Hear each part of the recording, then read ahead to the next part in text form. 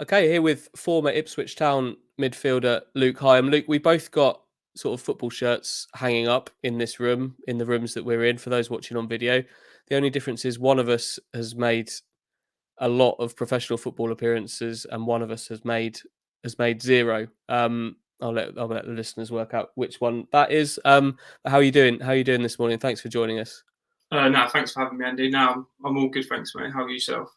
Yeah, not bad at all. Is this kind of like your football kind of memories room that you're sat in at the moment? There's a shirt from what's that 16-17 season, and then a nice picture of Yeah, you in action up on the wall as well. And is that the man of the match trophy from Wigan that's it is. poking Yeah, out I on your didn't mantelpiece as actually well? put it purposely in there, it's just to let you know. But now, yeah, it's all like my memorabilia, little bits and pieces. So me and Mrs. we moved house like a couple of years ago, and then renovated the whole house, and then I made like a little games room slash snug, and then like obviously football bits and pieces. So yeah, it's quite nice to have.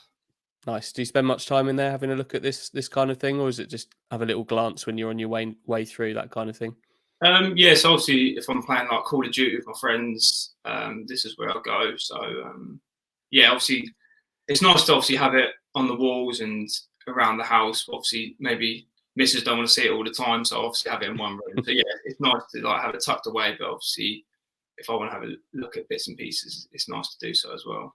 Nice. Well, we'll crack on to no, some moments from your Ipswich career and everything else a little bit later. But Luke, you're someone that I've wanted to have a chat with and a catch up with for a while now. It's been a year since you had to hang up your boots, sadly, and this week I was kind of prompted to do it because sort of out of the blue earlier this week, popping up in the middle of the day. I think it was on Monday potentially. You've got your first job as a football manager. You're from the summer onwards. You're going to be fully taking charge of Woodbridge Town, local non-league team. Luke Hyam, football manager. Did you see that one coming before this all started to snowball? Um, Not really, to be honest. I've said it before to other people I've spoken to. Because I'm going in with Billy Clark.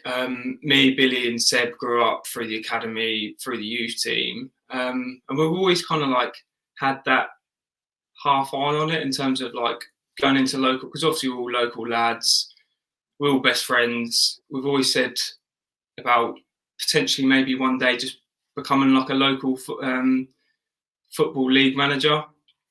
And yeah, it's just one thing after another. I saw on Twitter that Woodbridge had parted company with their manager. Billy's still playing or he's on the books as a player at the moment, but he's injured unfortunately. And I kind of just said to him, I was like, oh, should we just put our names in the hat and just see what happens? Billy obviously spoke to a couple of people at Woodbridge, and then yeah, put me forward to David and Adam, the chairman. We had a couple of conversations, just kind of. I just wanted to know what sort of role it was, what it entailed, because I didn't want to be too much. Because obviously, being a professional football manager, that involves a lot, and me and my missus just had a little one as well. So first and foremost, like anyone, family comes first. So I didn't want it to kind of take over my life. So obviously, speaking to them, just seeing what their aspirations are for the club, what they want to do moving forward. It just felt right, and I wanted to go in there and I want to enjoy it first and foremost. And I said I want the players to enjoy it, and it's had like a really good family feel about the club. I've met a few people at the club now as well, and everyone seems so nice. And even like the facilities, comparing them to like other teams locally, I think it's like chalk and cheese. Like they've just got it in terms of doing things right on the pitch first and foremost. But I think you need the fundamentals off the pitch, and that's what they've got. And yeah, I just thought, obviously speaking to them, that they're more than happy to have me and Billy on board, which was great. And it was a great opportunity for me and Billy to give it a go and implement what we wanted and what style of football we like onto Woodbridge, and it kind of just made the right fit. And yeah, like me and Billy, yeah, obviously in constant dialogue in terms of like what we want to do moving forwards. So yeah, it's just kind of giving it a go. And sometimes you've got to just put yourself out there and give these things a go and just see what happens. So yeah, we're going to give it our all, and yeah, can't wait for the new season to come. Sounds exciting. Just for a bit of clarity, when you say Billy Clark, this isn't the Irish Billy No, Clark, is it? It's the Billy Clark with no e on the end that yeah, that's also it. also came through the Ipswich Academy. But that must be good to be able to do this with your sort of almost childhood friends, really, to be able to have a crack at this with people that you know so well and have clearly talked about doing something like this for so long. Yeah, I've known Billy from the age of 8, 9, and we've grown up through the academy into the youth team. And then Billy obviously went on to make a few appearances for the first team as well. And then he's made a career for himself in the non-league stage as well. So it's nice that I'm not just going in there because my knowledge of the non-league's not as good as what Billy's will be, and I'm going in with Glenn Snelly as well. Hmm. Uh, so using their experience of the non-league would be invaluable for me personally. So we'll kind of like bounce off each other, which I think will be perfect going forward. But yeah, no, I think it will be a great experience for both of us, and we're really excited going forward. Mm. Have any of your old teammates kind of reached out to you? Obviously, I know I'm sure there are plenty of them that you speak to a lot. I know you and Tommy Smith are close, but any old teammates kind of reached out to you after seeing you take these steps? Yeah, a few just saying all the best and good luck with the challenge. And yeah, obviously Tommy's like one of my best friends, and he literally lives right around the corner from me. So yeah, we can't get away from each other sometimes. And my missus are like best friends as well. So yeah, obviously I spoke to him about it, and I told him a couple of months ago that I was talking to him, and yeah, he was very complimentary and just obviously wishing me all the best as well. Yeah, we heard for years about Luke Chambers, Cole Skews. They were always talking about going into management once they were done playing. Can't believe you've beaten them to it, mate. You've beaten them. I felt sure they would be the first to have a go at this. Yeah, no, I did as well. To be honest, like every player who's especially played with Chambo, he's just got that sort of mentality and that sort of personality to become a manager. And then with Scousy alongside him, it would be a match made in heaven in terms of Chambo being manager and Scousy being the assistant. If that happens in the future, I don't know, but you never know what's going to happen in the Mm, future. So I wouldn't be surprised if they did yeah. eventually go into it. So what kind of manager are you going to be? I guess obviously non-league is at this level that you're going into is very different to sort of the cut and thrust of the professional game. But what kind of manager do you think you'll be, and what sort of attributes do you think you bring that could help you in Woodbridge? Funny enough, like as much as I as a player, being a bit of a hothead, maybe not is not the right word to use, but in terms of how I'd bring a lot of energy, I'd be very crash bang wallop. I'd like to kind of go away from that and kind of I want to be like a calming manager. I think, especially in the professional game, I think the game just evolves all the time, and then days of managers screaming and shouting at the players, I think it doesn't work anymore. Um, I think every player has to be dealt with differently. So I kind of just say, obviously, it's completely different in terms of the levels of professional and non-league. So it's just different ways to kind of manage it. And I've said that I want to go in there. I want the players to enjoy it as much as possible because I want to enjoy it. And I just think, like any job, if you don't enjoy it, then it's kind of a recipe for disaster, really. So that's the fundamentals of this, is to enjoy it, and that's how what I'm going to bring. And obviously, I want it to be as professional as possible, but I understand that people will have full-time jobs. They're going to have other commitments alongside football, so you kind of got to juggle the two as well. So you got to kind of be lenient in terms of being professional as well. And I think management is all about man management and your people skills. So you just got to talk to your players, and then everything else kind of is like a kind of a bonus in terms of how you put things across to the players and like what sort of style of play you want to play. And obviously, when you're playing non-league, it's not your livelihood in terms of you're not training Monday, Tuesday. You might have obviously the Wednesday off, Thursday, Friday. You've got all that preparation to a Saturday game. Whereas obviously non-league, you're training once a week effectively, because Mm. you're playing on the Saturday. You more often not got a game on the Tuesday, so sometimes you might even not even train. So you want players to go there to feel like they're looking forward to going to football. They're looking forward to meeting up with the lads and kind of just making that. And like team spirit is massive. I think team spirit will get you so far. Obviously, you need that little bit of magic from players, and you need that talent and quality. But I think team spirit is key. So that's that's how I'd feel like I want to go. And I Mm. think in terms of like going, it's never really kind of appealed to me in terms of going into coaching or management into a professional, like, because I just know the pressures that will come along with it.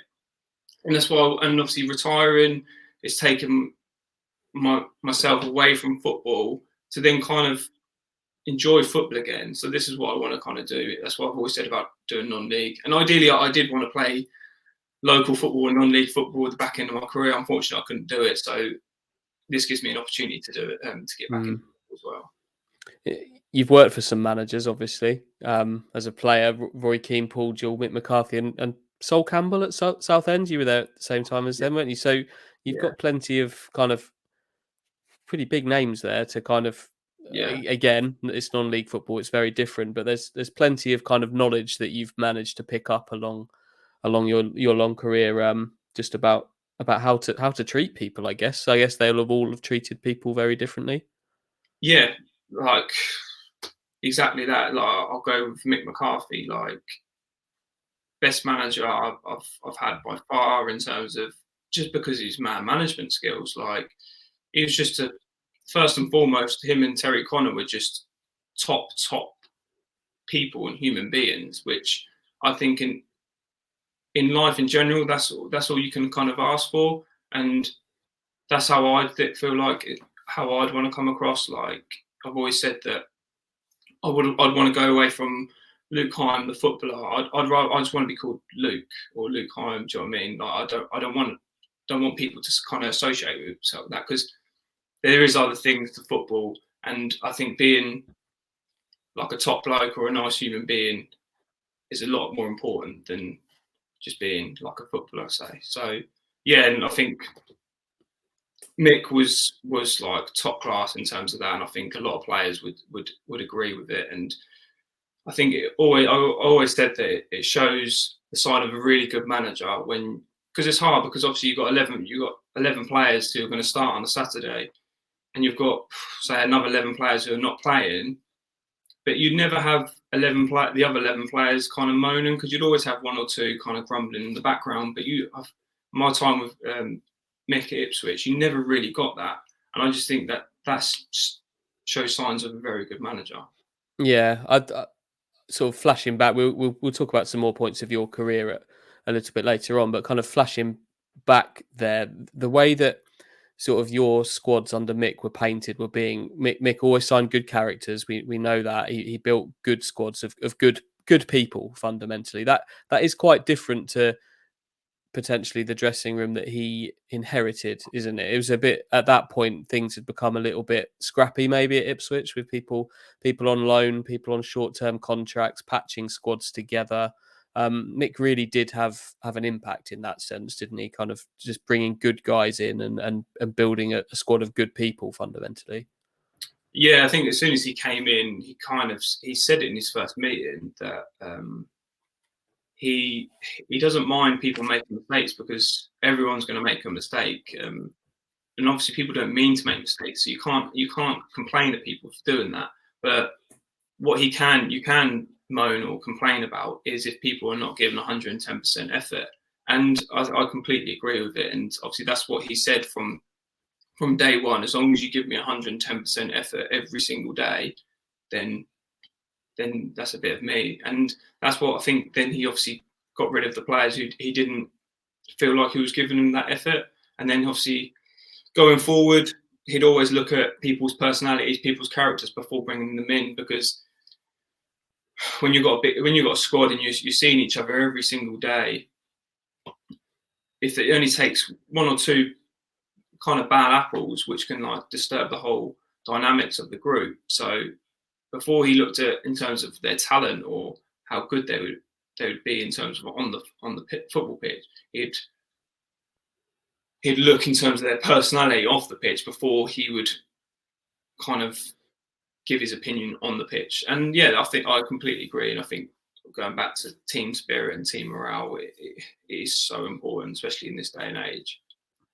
So you're getting cracking with this like properly from the summer. Is that when you're really taking over? But I know you've been down to a few games. I'm sure you'll spend plenty of time around the club before you fully take control of the first team. Yeah, so me and Billy have watched a few games now, and yeah, we'll take charge from like June, July onwards for obviously pre-season, and yeah, kind of crack on from there. So it gives us some time just to kind of put some plans going forward. So yeah, it's nice to obviously have that little bit of a break. I know that I think they're like mid-table at the moment. They've got 8 games left. They're kind of in that limbo stage where they're not going to go up, they're not going to go down. So it's hard because I think every player's been there. You start. Maybe this is a bit too early, but there's the last few games of the season. You're not really doing anything. You're kind of in that holiday mode. So yeah, it's challenging. I've said to them that just to kind of give it your all as best as you can towards the end of the season, and it gives me and Billy some time to plan ahead and put our points across for the new season. Who's that trying to get into the room? Is that your dog? That is my little sausage dog. Yeah, but he's very loud and barky. What's he called? He's called Hugo. Hugo. Nice. Well, you probably won't see him, but there is a cat sat behind me, behind that blanket. He sits there all day, every day. My cat. He might emerge at some point and jump up on the desk, but that's animals for you. So obviously the reason you're doing this at the age of 30 is because you've had to retire, sadly, and we're coming up to a year now since you announced that. How has that been for you, that year of being away from football? I can imagine there's been some tough moments in there, maybe some moments where you felt free, maybe, of the football. It must have been a strange old time for you. Yeah, I think you've literally hit the nail on the head there in terms of you kind of like in terms of being free. But yeah, it's definitely tough because I've done football all my life, and it's hard when you say you're in a routine. I'm sure every single footballer who does retire or finishes in some sort of capacity, you kind of do feel a bit lost, as that's your identity. But I've always had in the back of my head that obviously football's not going to last forever. And unfortunately, I've had to retire earlier than I'd have liked. But you just got to mentally kind of get your head around it and just focus on different things. And that's what I've kind of done in this last year. So obviously, initially, it's like you're tough. You think, oh my God, like what am I going to do? And because it kind of come out of the blue and bits and pieces. I've had in the back of my head when I was playing football, I wanted to be a personal trainer, and obviously I'm still kind of obviously struggling with my back, so that's one thing I couldn't do. So then that was another thing on top of not being able to play football, that the thing I wanted to do after football, I couldn't do as well. So it's kind of then reevaluating everything. And yeah, I think mainly it's keeping that routine. And I've seen players like speak about retiring before and even now, and it's just like keeping a routine for your own mental capacity as well, which is so key. And for the last 6 months, I've just been working as a youth support worker at a children's home in Bury, which has been great because I've always said I wanted to try something completely different away from football, because football's such a small bubble and such a small community.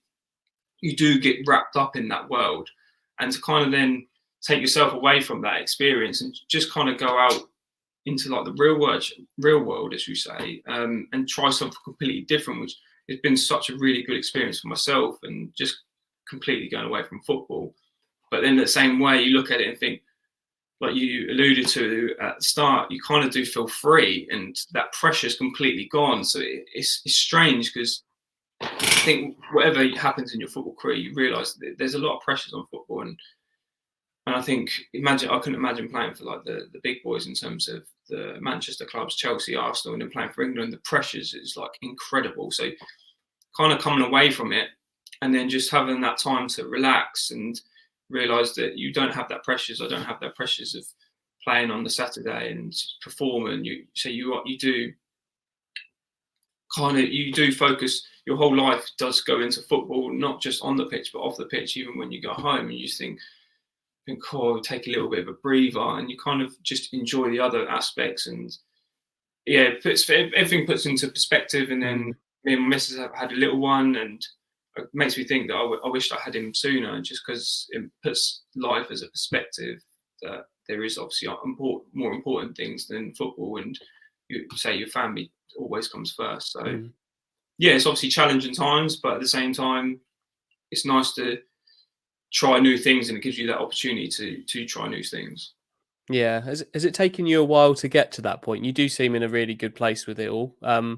But did it take you a while to get to a point of feeling kind of positive about it all? Because I can fully see that when you've put your entire life, 20 years or so, into becoming a professional footballer, and then the decision to end that is not your own, taken away from you, I can see that might be incredibly difficult. I'll be honest. I like, even in the silly job that I do, where I ask people like you questions about their daily work, which I'm sure you hated during your time as a football player. Like, in some ways, you work so hard at something to get somewhere that it becomes your identity, doesn't it? I feel like that about my job, and I worry what might happen a little bit if I don't do this job anymore. So I can imagine Yeah. same for a football player. Yeah, absolutely. I think everyone has different circumstances and situations like yourself as well. So it is so important, I think, not to. And Ben Foster alluded to it as well. I saw a video he put out, and he said that just giving young players advice about obviously growing up and saying, because obviously mental health is a massive, massive thing, and I'm a massive advocate for it. I've had my struggles while playing, and then you obviously have a little bit after playing as well. So, like anyone, so he's kind of, and he said about young players not focusing too much energy. And I know it is your job, but at the same time, football, it does wrap you up in terms of your whole life, and it does affect everything even when you go home. So if you have a bad game, if you lose, then it affects you when you go home. And obviously, I had my injuries as well, so that affected me massively off the pitch. And I was just so lucky that I always had friends and family around me all the time, because I couldn't imagine if I was up north and I had these injuries, and I'd had all my friends and my family were down south, and I was thinking, I couldn't imagine some players kind of going through that, and it is tough. So, and he just said about players just not putting too much energy into football and having hobbies and interests other than football. So obviously, when you go home, you can kind of take your mind off it as well. But yeah, it's challenging times, and obviously, I think, I don't know what the stats are in terms of players retiring and obviously struggling mentally, but something kind of needs to be done, or people need to speak about it maybe a little bit more. I see Crystal Palace are doing this 3-year program after, and I think it's fantastic that they're doing something like that, because I've always said, like, if I did go into football, back into like the professional game, I think I'd like to do, if that was available, I think I'd rather be like a mentor for like academy players or players in terms of what to expect. Because obviously, as an outsider looking in, you think it's unbelievable, and it is literally the best job in the world. But then it can be the worst when you do go through. It is so cliche. It's such a roller coaster, and you do go through lots of highs, but you can go through a lot of lows, and it's kind of then trying to adapt to those lows and trying to keep a balanced kind of personality with it all, and kind of just adapting to it as best as you can. Yeah. So yeah, it's just, I think sometimes, I think it's definitely improving, but I think things need to be helped more. And I think obviously young footballers growing up, I think it's just only getting harder and harder with media and bits and pieces on top of that. Yeah, I was going to mention the Crystal Palace program actually. For people that haven't seen that, it's kind of a 3-year post, mainly aimed at like academy level, isn't it? Like post for and I suppose it must help sort of older pros as well. But thousands of young footballers get released, having given their lives to try and become a footballer, and then there's not a lot there for them, like in terms of support afterwards, is there? So, is it just stuff in terms of? Do you think in terms of filling what football was like, routine training every day? You know what you're doing, hanging around with a group of like-minded people in general, because I've always quite admired, like being quite envious of your kind of workplace as a footballer, that you get to go in and generally you all get on pretty well, you all love football clearly, and it must, when things are going well, it must be a great place to work, but when you're not, when you're suddenly one day gone out of that, that must be hard. Yeah, and I think that was the thing what I found most difficult. In terms of playing, I don't think that's something I've actually missed too much. It is more the day-to-day element of having that routine and just being in amongst the lads. I think because that environment and that banter, I think you'll never replicate it in any sort of job you do or any sort of life of work. Or so that's also why I still wanted to get back into football, to kind of get that enjoyment of being around and the camaraderie of it all. So yeah, that's like the one thing I definitely miss about it, and I'm sure I'll be surprised if there's one player who has retired and they said they haven't missed anything about football. So yeah, it was my livelihood for however many years, so you're going to miss it. I think like anyone, if someone was in a job for 15, 20 years, regardless if they kind of didn't enjoy it on the whole, there's going to be some sort of aspects they're going to miss of it as well. Yeah, and you've spoken about kind of trying to re-find your love of the game a little bit. I can see that it's very easy for the game to not be something you love anymore when it's kind of dealt you a bad hand at the end. But have you managed to do that? Obviously, you've been away from football for 18 months or so since you left Southend. I know we've bumped into each other a couple of times. You've done some radio stuff with Brenna Woolley at BBC Suffolk. Have you managed to find a bit of love for football again? Are you watching games, that kind of thing? Clearly, you must have done to an extent, because you're going back in at Woodbridge. Yeah. No, I have to. Like, when I finished, I was like, because by the time, say the last couple of years, just like I just really didn't really even want to watch football. Like, it just kind of just wanted to get away from it completely, and then obviously stop playing, and then I just had like a few months break from it all, and then you start watching football again, and then I've been really fortunate that Brenna's invited me to do some of the radio, which I really enjoyed, and that's kind of like I just seen a different light in terms of like going over to obviously your kind of line of work in terms of seeing the other side of it all, which is quite interesting as well, and just watching the games, and yeah, just watching, like I've got loads of friends in non-league as well locally, and just watching them. So yeah, it's kind of just starting to like enjoy football again and just watching it. And then hopefully, then obviously going into Woodbridge, it will be a great experience, and I really do. I hope I enjoy it as well. I think Brenner's going to be disappointed. He was hoping you could maybe do a few more games to him, but if you're in the dugout now on a Saturday, you're not going to be available anymore. No, I'll say I'll try. I'll definitely say if I can do it, I'll definitely want to do it, because I really enjoyed it, and it's been a really good experience. I've done a handful of games with Brenner, and I think Brenner's really good at his job, and he's obviously done it for a number of years. So I'd love to keep on doing it if I can. If obviously have me back as well.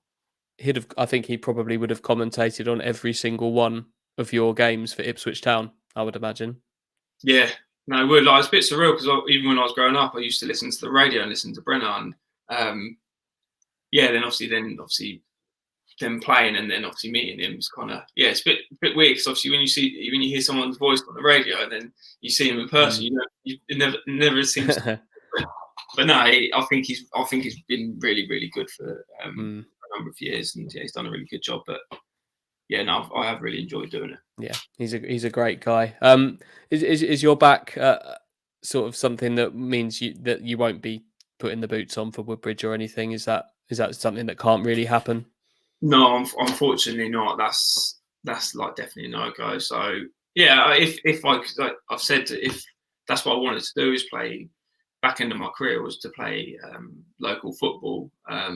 If I could, I would, but no, that's just no go. And then you kind of, when you have a family, everything else gets kind of pushed aside to a certain extent, and obviously family comes first. And yeah, I just want to spend as much time with the family as possible as well, which is really nice as well.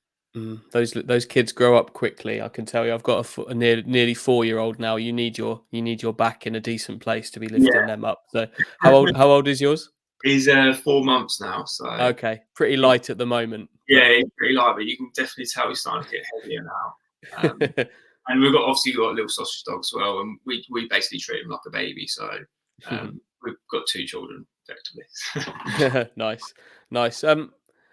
Obviously injury cut the career short. You had its periods during your career as well, but you must look back at what you've done in football with an awful lot of pride.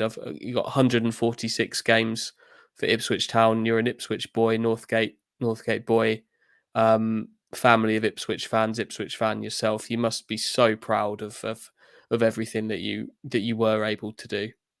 Yeah, exactly that. I think as unfortunate it was that I had to retire early. But kind of you got to look back and think of the positive things, and to be able to play for your boyhood club and play for a number of years, I can't complain effectively, because I do think I'm so lucky that I could do that. And there isn't many players to say they've played for their boyhood club, but to play nearly 150 games as well for them, like, yeah, I do feel so lucky that I could achieve that, and obviously having friends and family around me as well, and who support Ipswich and everything that goes along with it. So yeah, you just got to look at the positives, and like, I enjoyed my whole career at Ipswich.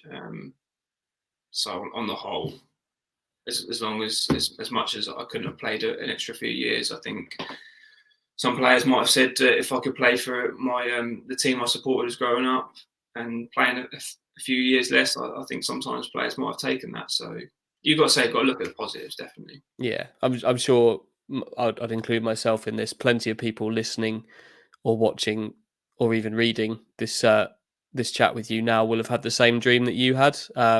Some of us would have got absolutely nowhere near that, but so many people grow up sort of dreaming of what you've gone and lived. So yeah, you should be so proud. But I was putting together a little list this morning, and I think if my maths right, you are the fourth most, the player that's played the fourth most games, having come through Ipswich Town's academy, sort of for the first team. Do you any idea who the 3 above you might be, who had played more times for Ipswich than you after coming through the academy? Yeah, Tommy, yeah, yeah, he's number 1. um, Owen Garvin. Yep, he's number 2. Cool. You're gonna Um, nail this. You just need number 3 now. I've done well so far. Yeah, Matt Richards. you've nailed it. No way. Unbelievable. Yep, Tommy Smith, Owen Garvin, Matt Richards, Luke Hyam. That's Cool.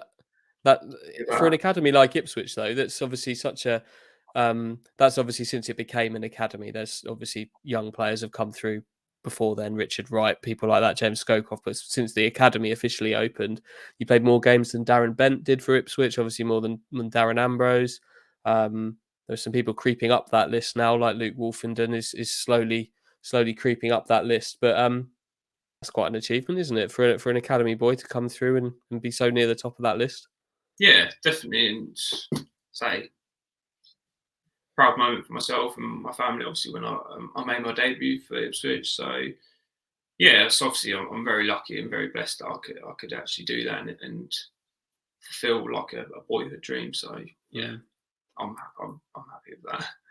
What was it like being like a proper Ipswich boy playing for the first team? I guess at the moment, sort of currently, you look at the current team and there's Macaulay Bonne in there who scored a few more. He scored a few more goals than you did. So there's maybe a different focus on him. But there was a period where it was kind of like Bonne mania. at Ipswich this season with like a young player coming through. But Ipswich fans love watching like one of their own come through, don't they? So what was that? What was that like? Kind of being a true Ipswich boy coming in. You must have got stopped around town all the time. Friends that you forgot you even had when you were younger suddenly reappear. That kind of thing. Yes, it is literally an unbelievable feeling. And like I say, go back to like it is. Nothing can recreate that buzz and that feeling. Say if you got fans singing or chanting your name, it's like there is no better feeling than it. So yeah, and I'm sure Macaulay Bond will be exactly the same, and he'd be loving every moment of it, and so he should, because he went on a great scoring run. Unfortunately, obviously, he hadn't scored in a few games, but that's what strikers do sometimes. Unfortunately, they're going to have some barren runs as well, but you kind of got to take the rough with the smooth, and you got to kind of think, well, he scored 10 games in a row or something like that, and he obviously hadn't scored, and then he went on like a 10 games without scoring. It's just one of those things, but yeah, it's incredible feeling, and to be able to achieve what I did there.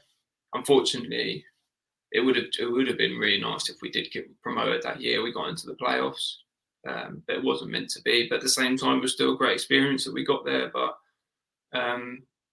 yeah, like I said before, you got to look back and you got to take the positives. You can't just look back at everything and think, oh, what if that? What if this? So yeah, you just got to keep moving forward with your life. Is that the big regret that it didn't happen for you in that season 14-15? Because I'm sure so many of you would say that it was, because that would have really been some achievement, wouldn't it? Yeah, it'd have been brilliant. I think Mick didn't even have that much money to spend at the time either, and I think with the championship, how it was getting over, especially over the last few years, there's so much money in that league now, and I think sometimes you do have to spend a little bit of money to kind of get yourself out of it. Then the times where you kind of just pick up free transfers and then mould a team, it's very, very tough. And Mick managed to get players in, which maybe other managers might not have been able to do. And then, yeah, just made like a really good team spirit. He had the right characters, the right mentality. But yeah, so unfortunately, we just obviously lost to Norwich in the playoffs. It just wasn't meant to be, but it was just one of those things. But it was still obviously a great season. Yeah, we'll talk about a few more of those moments in a minute. But do you think being an Ipswich lad made it easier or harder for you? I guess there were some times where it was probably a bit of both, wasn't it? Because you obviously get that instant support from the fans when you come into the team, but there are times where it feels like some of the homegrown lads maybe are under the microscope a little bit more than some of the players that come into the club from elsewhere. Did you feel that? Yeah, like being obviously an Ipswich Town fan and living in the area like all my life, I think sometimes I maybe put a little bit too much pressure on myself just because I knew how much it meant to me, and I knew how much it would obviously mean to friends, family, and obviously fans in the area as well. So yeah, it is tough. And I think you just want to do your best, like week in, week out, and you just know that when you're living in the area, like you kind of sometimes, especially being Ipswich, it is such a small place. You kind of sometimes can't get away from it, if you know what I mean, in terms of just taking yourself out of the situation. Where if you live just on the border, you kind of then just go out and with your family and just kind of forget about it for a day or so. But yeah, I think that just happens in football in general. Though I think fans will always take a liking to certain players, and then if they move elsewhere, then they might get liked somewhere else or not liked. So it's just part and parcel of football, really. But yeah, like I think with academy players coming through, the fans will always give that sort of affinity to them to a certain extent, especially for their first season or so. Then once you establish yourself, then you got to say, yeah, no, you're a senior footballer now for this club, and you've got to kind of start performing and putting better performances in on and off the pitch as well. Yeah. I'm just gonna flash a picture up now, which obviously if you're listening on the audio version, you won't be able to see, but there's a picture here, Luke. I've gone through our photo archives, and on the left I've found the very first picture we have in our photo system of you, which is from 2008 in the academy. And then I believe the one on the right is from your last game Yeah, for Ipswich. Quite a lot happened in those 10 years from 2008 to 2018, didn't it? And I imagine you changed an awful lot as a person during that time. yeah.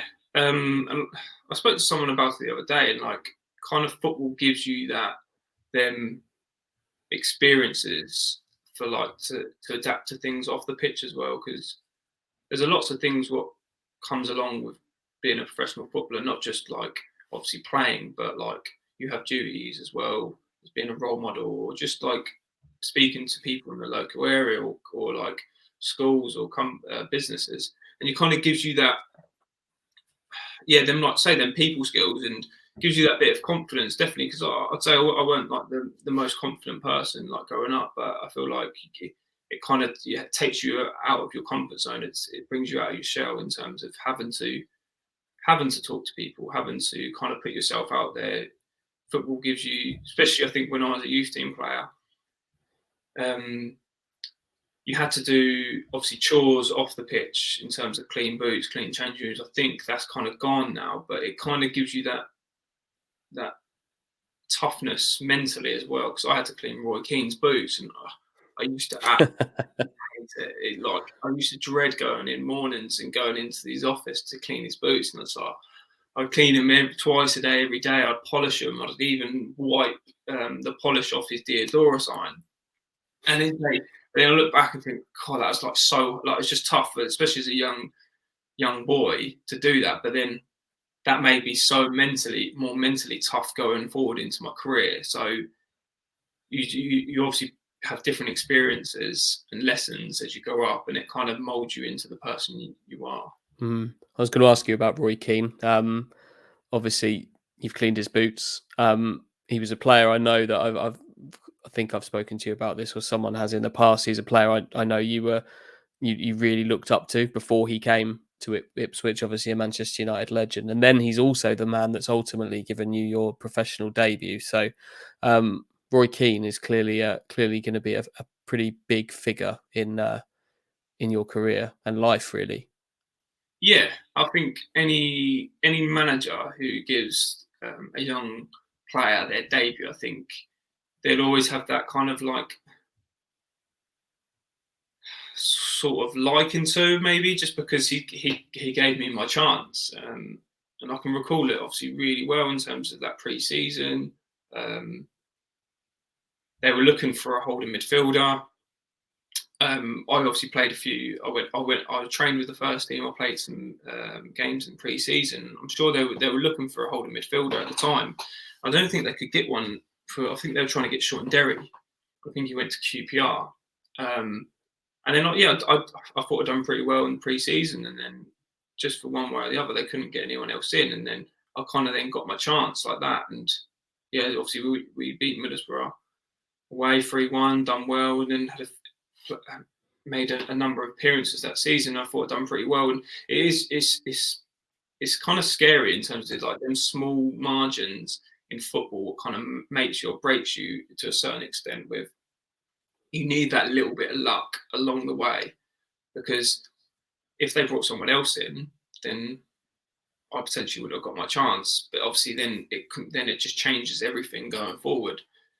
And I think that's what every player needs is just that little bit of luck, as well as obviously talent and their character, their mentality as well going forward. But yeah, I would say he was a character, that's for sure. And like, as your manager at that age, you kind of, obviously I didn't know any different, and to have him, you think, "Oh, is this the norm going forward then?" And obviously you realise that every manager is completely different. But yeah, like I say, you're always grateful for the managers give you. Clearly, he's going to be a person that, especially a young central midfielder, but I guess anybody in that squad is going to listen when Roy Keane speaks. But there must have been some things that that maybe, I'm sure he looks back on it now, and I know he does, actually, having read his book, he looks back on his time at Ipswich and thinks that maybe I could have been done things a little bit differently there. But how would you kind of sum up Roy Keane, the manager, both good and bad?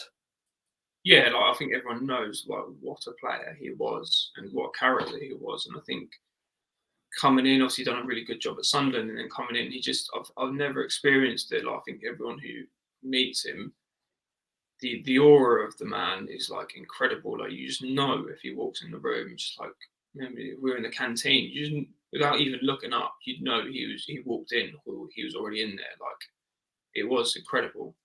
I think, yeah, just kind of for one way or the other, it just kind of then petered out a little bit towards his end, and I think he fell out of a few players, and then I think, especially nowadays, I think player power is so big, and that's when your man management and your people skills come into it. Um, and I just think, I've said it before, as soon as you kind of lose the dressing room, I think the writing's on the wall, and especially now, I think obviously that was 10 or so years ago. I think that's kind of like football's always evolving, and it's always changing. So, and I just think sometimes it's going to happen. Sometimes it's not a good fit, and sometimes the manager might do well somewhere else and then go to a different club, and it just kind of doesn't happen for one reason or the other, and that kind of just maybe didn't happen with him at the time. Yeah. Yeah, you talk about Roy Keane, man management, losing the dressing room. Obviously the other big figure, we've talked about him a couple of times already, is Mick McCarthy. He never lost the dressing room at Ipswich. He certainly, from I don't think I've ever heard any of you, either during his time there or post all of your times being there, say anything particularly bad about Mick McCarthy. But obviously, I'm sure you would have been well aware of how he lost the relationship with the supporters over that time. How as a player did that make you feel at that point? That obviously someone that you trusted so much and had done so much to you had fallen out with the supporters, and there were reasons for that. I'm sure you all could see that was a two-way street with that. But how did that make you and the squad feel at the time? Yeah, it made it very uneasy, I think, around the place, and I reckon it was what especially the last 6 months of his. Mm, You can just tell it was just slowly kind of not getting out of hand, but you can just tell the relationship was just getting a little bit sour, and then obviously towards the end it got really sour, which was really unfortunate, because I think I'm sure the majority of Ipswich fans would look back and think of what a good job he actually done. But unfortunately, that last 6 months, people will always think about the most recent time they can remember, and I think that's sometimes what they do. But they realise obviously before that he done a really good job, and yeah, it was a bit of a strange one, really. And obviously he came in and just told everyone that he's going to be leaving at the end of the season. And yeah, it's a bit strange because I've never experienced that before, and I'm sure quite a lot of players wouldn't have experienced it, where everyone really liked the manager, not just the players, but just everyone around the whole club. Like, we had like a couple of staff members cry because he was leaving, and like, you think that's like unheard of really to happen. And then he booked out I can't remember what pub it was. He booked it out and just said like, we're going to have some leaving drinks, and obviously he paid for everything. You just think like, I don't think I've ever heard of someone say that they've had some drinks for leaving drinks. You don't have anything, because obviously football is, people just come and go like all the time, and sometimes you don't even say goodbye to people because it's happened so quickly. So then for that to happen, that we've had leaving drinks with a manager, which all the players really liked, and it's kind of like a bit of a strange situation to happen. And I'm sure, I don't know if that would ever happen again, to be honest. no. But yeah, it was just a bit of a strange time, and unfortunately, it just got sour towards the end. But I generally feel like if, especially with the new owners now, I think if he was in charge at the time, then I think they'd definitely be getting promoted. Definitely be in a better position now. But obviously, new manager in now is going really well. I think he won 7 out of 8 or 6 out of 8. 6 in 8, 6 in 8, yeah. Yeah, so yeah, I've heard really good things about him as well. So yeah, it's looking really positive for the club at present going forward, which is yeah, it's really pleasing after Mm. the last 2 or 3 seasons. Yeah, with Mick, there are a couple of nights that I'll always remember towards the end of Mick. I'll put a picture up of the first one now. I'm sure you remember this one. You're in the photo there on the left. This is the sort of on pitch huddle that you had after I think you'd lost at home to Hull, and the crowd were um, particularly bad in terms of the relationship with Mick at this point. This must have been a funny moment. He kept you out there on the pitch in almost a bit of a show of togetherness, really, as a group. Is that fair to say that that's how that felt, that you were that he was kind of bringing you together at that point? Was that? Yeah, no, I can actually remember that game really well, and that was horrible to play in. That was like really bad. I just felt like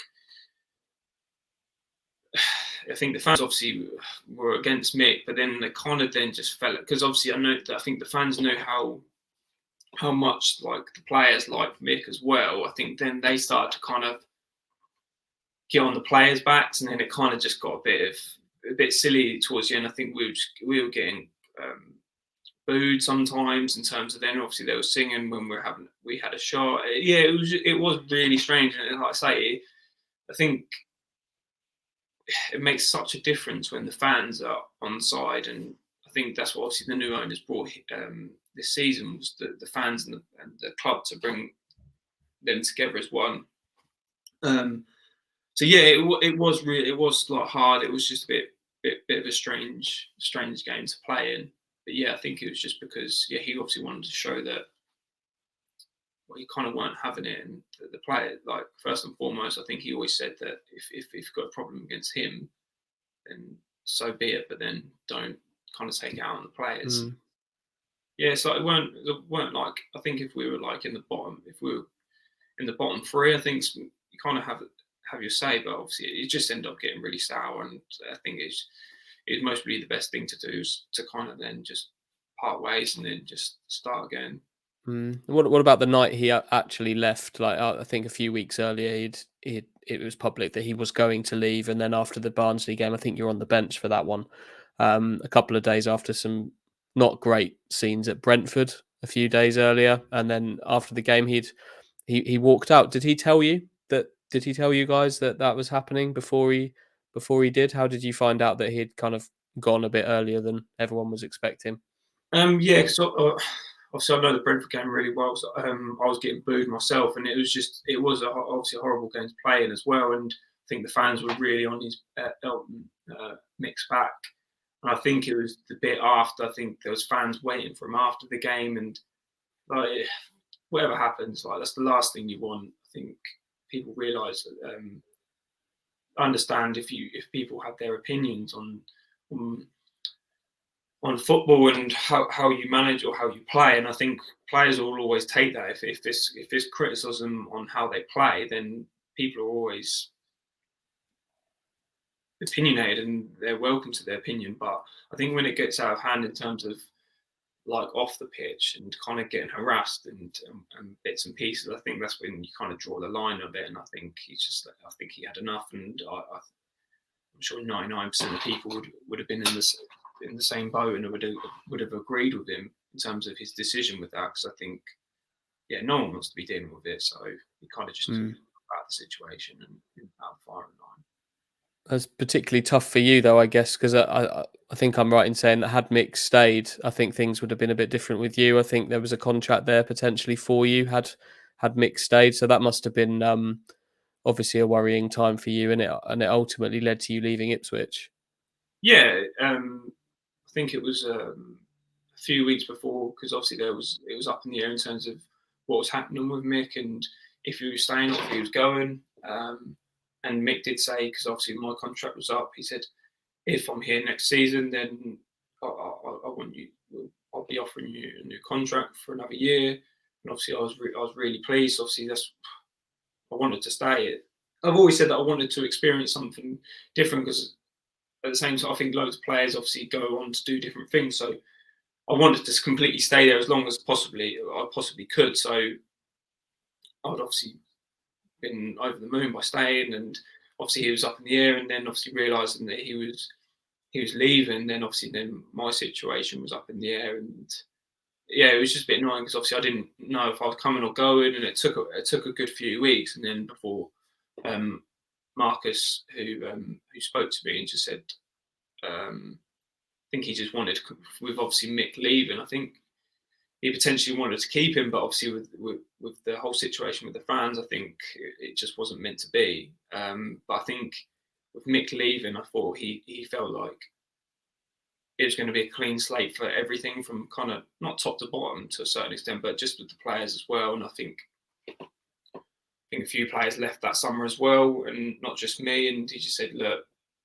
I'm not going to offer you a new deal." He said, "Try something else," and that's like completely fair enough. And yeah, so that was how it was. And yeah, it was obviously a bit heartbreaking, really, to realise that you've been at a club since I was 11, to then leave, and you just think, "Oh," like kind of slaps you in the face a little bit, and obviously shed a couple of tears to think, "Oh my," then the realisation, thinking, "Oh my," like, I'm not going to play for Ipswich anymore, and then realising like, "Oh wow, I've got to find myself a new club," and then it's a very daunting time for players, especially being in a situation. I've never been in that situation before, so I didn't really know what to expect.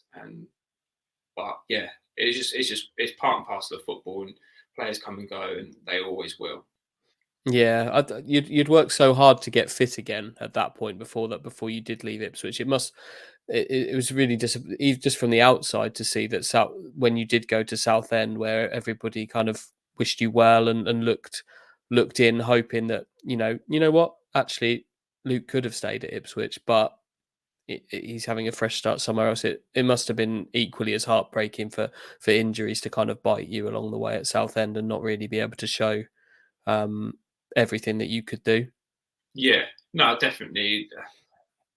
I think it's part and parcel of football is you're going to get injuries, and I genuinely believe, I think as soon as you get that one big injury in your career, it kind of sets you up as well. I think unless I pride myself on being so diligent in terms of the stuff I do, not just on the pitch but off the pitch, in terms of like how I'd prepare myself. And it's just one of those things, I think, because I can look at myself in the mirror and think, "Oh, I literally done everything possibly I could, like um, with my rehab and bits and pieces." And I think as soon as you get that one big injury, it's just like a snowball effect. And then you start getting a couple more injuries, and then you get another big injury, and then you think, "Oh," then mentally, then it plays its part on you. It's loads of little things which accumulate to yourself, and it is so tough. And but at the same time, I was so lucky not just to have my friends and family, but to have such good physio, Matt Byard at Ipswich, and Hmm. I had Ben Clarkson at Southend, two of the nicest blokes you could ever meet. And yeah, they're obviously they're a credit to the clubs they're at, and I'm sure every single player would speak highly of both of them, especially obviously Matt, which a lot of players would know about him. But yeah, it's just one of those things, and unfortunately that happened. But what can I do about it now? I mean, I can't turn back the clock and change one thing. It's just, I think it started off when I played against Southampton and I done my knee when Victor Wanyama fell on it. Like, what am I going to do? Go back and not put myself in that situation? Like, that's not meant to be. Like, I can't do it. So there's no point of beating myself up about it. It is what it is, and you just have to move on from it. Yeah, well, that was your game, wasn't it? Putting your foot in and putting yourself in difficult situations. That's what made you the player you were. So take that out of your game, and yeah, Yeah, that you wouldn't be yeah, the same player. yeah, yeah, exactly. And like I say, I think someone asked me when I done one of my injuries at the start, I said, "Are you a bit tentative about going into tackles or whatnot?" And I said, "No, because that's part of my that's my DNA. That's my game." And I think every player will always have that one attribute or one skill they have. And I think if you always take it out of them, then that doesn't make them the player they are. So yeah, Mm. no, I've always said that never really changed me in terms of how I'd go into tackles. But then obviously towards the end, you kind of, like loads of players do say, you lose a lot of confidence in your body, and that's what I did massively, Mm. especially my last year or so at Southend. I just literally lost all confidence in my body, and I just kind of like, I think even if I felt okay to play, I think I wouldn't even play professionally, and I think I would have just gone straight into playing non-league. I think because I just don't think I would have, if I could have played professionally, I don't think I'd had the mental capacity and the confidence in myself to kind of do it week in, week out, training every single day. Whereas obviously non-league, you can have that little bit of a break and whatnot. So yeah, it's unfortunate, but I think it always catches up, and I've always had in the back of my mind, as much as you'd love to play football forever, it's not possible. And I think, I don't know what the average age is. I think people come to their retirement at mid to mid 30s, I'd say, if you're lucky. I think now as well. Mm-hmm. So yeah, it is what it is. There's no point in looking back and thinking, what if? You just got to to the future. Yeah, well, you're clearly in a good place about it all, and there's a lot to be proud of. Before we wrap things up, I've just got a little video here. You weren't known for your goals, Luke. There's 3 Ipswich goals. I'm going to flash them up on the screen, and we could. I was hoping we could maybe watch them. This shows how long ago you started, because your first goal, these days, every football match ever is uploaded to YouTube with proper highlights. Your first goal back in 2012, that doesn't exist. So I've got some fan shot footage from the North Stand at Portman Road. We'll just watch this one. It's a penalty saved, and then a Luke Hyam follow up. Was it DJ Campbell with that penalty? Potentially, yeah. Yeah, I'm not sure off the top of my head, actually. What do you remember of that goal, though? Yeah, it was like, obviously being my first goal, like you kind of just like lose yourself, and that you kind of just don't feel like yourself when you score that goal, especially scoring your first goal and then doing it for your boyhood club in front of the North Stand. Like, yeah, just incredible experience, and you kind of, yeah, you just feel like it's like an out of body moment for myself. But yeah, no, it was like unbelievable. In front of the North Stand as well. That's where you want to score, isn't it? If you're gonna score your first goal for Ipswich, that's where you want to do it. Yeah, exactly. So yeah, it won't too bad. We got some proper highlights of these next 2. I'll let this one run on. This is against Blackburn in 2013. Can you talk us through this one? Yeah, it's a bit of a poor first touch, but no, I think, not me personally, but I've always heard like coaches just kind of put your foot through it. Don't really aim for corners. Just put your foot through it, and not say, more often than not, if you're aiming for corners, you sometimes don't get it. So, and like the amount of times you see people or players score by hitting it towards the keeper's legs, it goes through their legs, or they can't set themselves, they can't get down, so they always have to save their feet. So yeah, like I just kind of just thought I'd hit it, and yeah, and luckily for me, it hit the back of the net. This last one here is the one that I'll remember you for in terms of goal scoring, and I'm sure lots of other people will as well. You've got the man of the match trophy there behind you. Live Sky game away at Wigan, September 2014. This was a really good Ipswich goal, wasn't it? Yeah, no, obviously remember it really, really well. Obviously being on TV as well. No, it was good. I thought we played really, really well that night, and it was one. I think I had a couple of games where I got dropped for a couple of games, and Mick brought me back in. So to play well and to score was like, say, it's just moments. Say if you have a good game, then it's like a domino effect, and it gets you into some sort of form going forward. So yeah, it was a big game for me personally that season. That attacking movement, Luke, that's striker stuff, isn't it? Peeling off the shoulder of the defender there and finding space to put a Tyrone Mings cross away first time. That's you were wasted as a central midfielder. I used to do it all the time in training, but obviously I'd be like, yeah, I wouldn't find myself in those sort of positions that often. I have found one other goal of yours on YouTube, though. Do you remember this one? I do remember this one. Was it Walsham? Walsham, yeah. Outside the box, ping, bang. Yeah, it's crazy. I can't believe I even shot, actually, to be honest. Like, I'm not pick it up and just think, I'll just pass to someone else. So, yeah. What was that, like a Suffolk Senior Cup game or something? I think so. Yeah, I must have been 17, I reckon, at the time. I can't remember. We must have. we must have beaten like 6-0 because otherwise I wouldn't be shooting 1 or 2 up or drawing. So yeah, it would have been Suffolk Senior Cup, I assume. Look, I've taken an hour of your time. I've just rushed through a few really kind of quick questions just to finish up before we let you go. Who would you say the best player was that you played with at Ipswich? I think David McGoldrick. I think definitely. I think the stuff he used to do in training was unbelievable. What about the most underrated? Who did the fans and maybe people like me not appreciate as much as apart from yourself, obviously, but who was not appreciated as much as they should have been? Definitely Scousy. I think every player says that when they've trained with him, you don't realise actually how good he was. I think he could have. I think he could have actually been even better. But I think sometimes he played within himself, and I could have even taken that step up to the Premier League because he had everything. But he was just very assured with himself in terms of everything. And people don't realise how actually I think obviously fans knew how he was very good. Obviously they saw him however many times, but maybe didn't appreciate him enough and realise how good he was. Yeah. Well, who was the most intelligent in the Ipswich dressing rooms over all the years that you were there?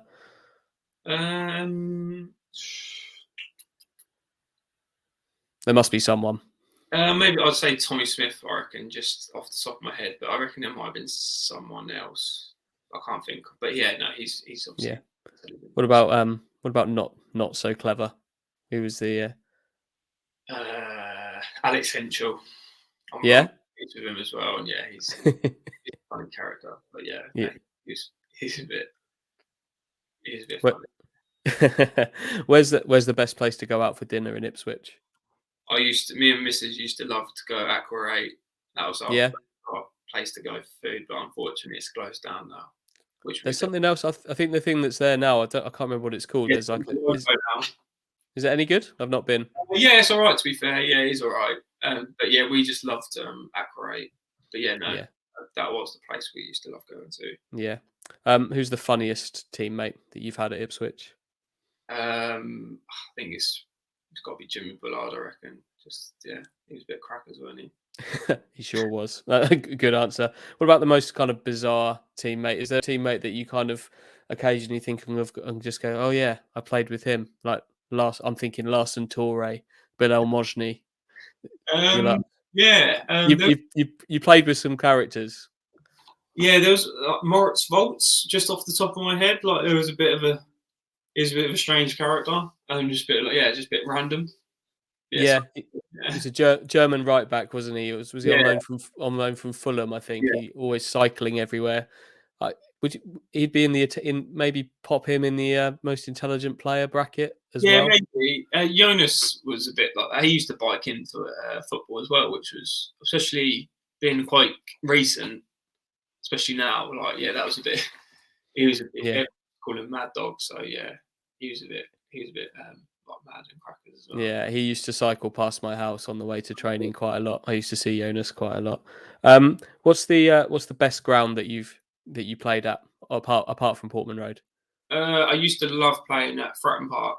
That's my favourite place to go. I played there a few times. The atmosphere was really good, and you always feel like every time I played there, I've done all right. So I'd say Fratton Park. Yeah, and what about the best Ipswich kit that you wore, home or away? Is there one kit that's particularly?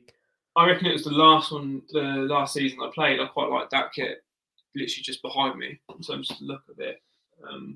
I'd go with that one, I reckon. Yeah. Are you a kit man? Have you got a load of your old? Is it mostly your ones on there?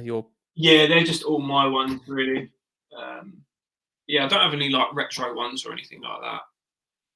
Obviously, you have like the retro kits and like with the Green King sponsors and stuff on it. Obviously, they're nice. Obviously, you've got a couple in the background, haven't you? Yeah, I've got. Yeah, mate, I've got far too many. That's the one on the left is in the frames on the wall is a John McGreal. It's John McGreal shirt. I caught that in the crowd when I was very young at Derby. He threw it in the crowd and I caught that. And then the one on the right is signed by a lot of the players who won promotion in 2000. Okay. So they're two quite special ones. Just lastly, what is your proudest moment as an Ipswich Town player? What's the day that you look back on? Obviously, you're proud of everything that you did, but if there was one thing that you would feel the most proud of. Um, there's a few. I say just making my debut at Middlesbrough away, like kind of goals in terms of I set. I actually captained the side at Portsmouth, funny enough, as well in the FA Cup. So that's one thing I always wanted to do, and then to play in an Ipswich derby, which I've done as well. So, and then obviously the only other thing would have been to get promoted, but to do all the other things, yeah, like they're the kind of the proudest things. I look back and think, yeah, I'm so glad I've done them. Well, the Ipswich chapter may be closed for you now, Luke, but you're starting a new one as a manager. Thank you for joining us to talk about Woodbridge and everything else. And I'm sure everybody with a kind of an Ipswich perspective will be keeping an eye on how you get on. And I'm sure a few Ipswich fans will make their way down to watch the Woodpeckers over the next year or so. So thank you very much, Luke Hyam. Thanks, Andy. Top man.